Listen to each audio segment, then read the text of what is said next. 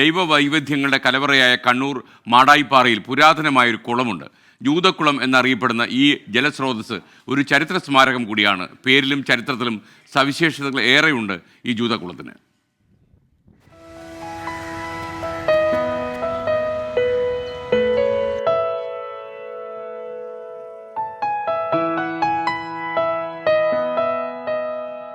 ചെങ്കല്ല് തുരന്നെടുത്തു നിർമ്മിച്ച ജൂതക്കുളം മിത്തും ചരിത്രവും കൂടിക്കലർന്ന ഭൂതകാലത്തിന്റെ അവശേഷിപ്പാണ്. പുരാതന കാലത്ത് ജൂതന്മാർ നിർമ്മിച്ചതെന്ന് കരുതപ്പെടുന്ന കുളം പൊള്ളുന്ന വേനലിലും നീരുറവ പറ്റാത്ത ജലസ്രോതസ്, 60 അടി നീളത്തിലും 45 അടി വീതിയിലും തീർത്ത നിർമ്മിതി. പല നൂറ്റാണ്ടുകൾക്ക് മുൻപ് പലായനം ചെയ്ത ജൂതന്മാർ ഇന്ത്യയിലെത്തിയെന്നും അങ്ങനെ ഏഴിമല തീരത്തെത്തിയ ജൂതന്മാർക്ക് മൂഷക രാജവംശം മാടായിയിൽ അഭയം നൽകിയെന്നുമാണ് കഥ. അങ്ങനെ ജൂതവാസകാലത്ത് നിർമ്മിക്കപ്പെട്ടതാണ് ഈ കുളമെന്നാണ് കരുതപ്പെടുന്നത്.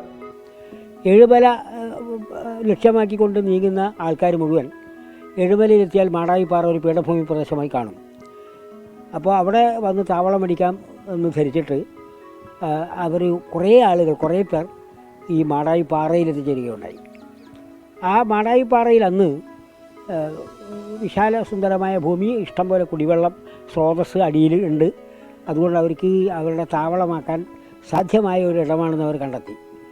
അങ്ങനെയാണ് മാടായിപ്പാറയിൽ പല ചരിത്ര സ്മാരകങ്ങളും, ഇന്ന് കാണുന്ന ചരിത്ര സ്മാരകങ്ങളും അവശേഷിപ്പിച്ചുകൊണ്ടുള്ള അവരുടെ ഒരു ജീവിത സാഹചര്യം ഉണ്ടാക്കിയത്. ഋതുഭേദങ്ങൾക്കനുസരിച്ച് മാടായിപ്പാറയിലെ കാഴ്ചയും അനുഭവവും മാറും. കാതങ്ങൾ പിന്നിട്ട് ദേശാടന കിളികൾ മാടായിപ്പാറയിൽ വിരുന്നുവരും. ചെങ്കലടരുകളിലെ ജലസമൃദ്ധി അതിനു കരുത്തുപകരും.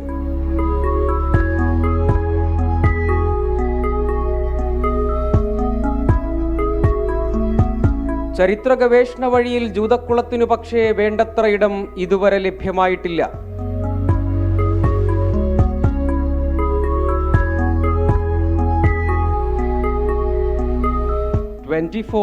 കണ്ണൂർ. ലോകത്തെവിടെയായാലും ഏത് സമയത്തും 24 വാർത്തകളും ഓഗ്മെന്റഡ് റിയാലിറ്റി പാക്കേജുകളും എക്സ്പ്ലെയിനറുകളും വിശദമായി കാണാൻ ഞങ്ങളുടെ യൂട്യൂബ് ചാനൽ നിങ്ങൾക്ക് സബ്സ്ക്രൈബ് ചെയ്യാം.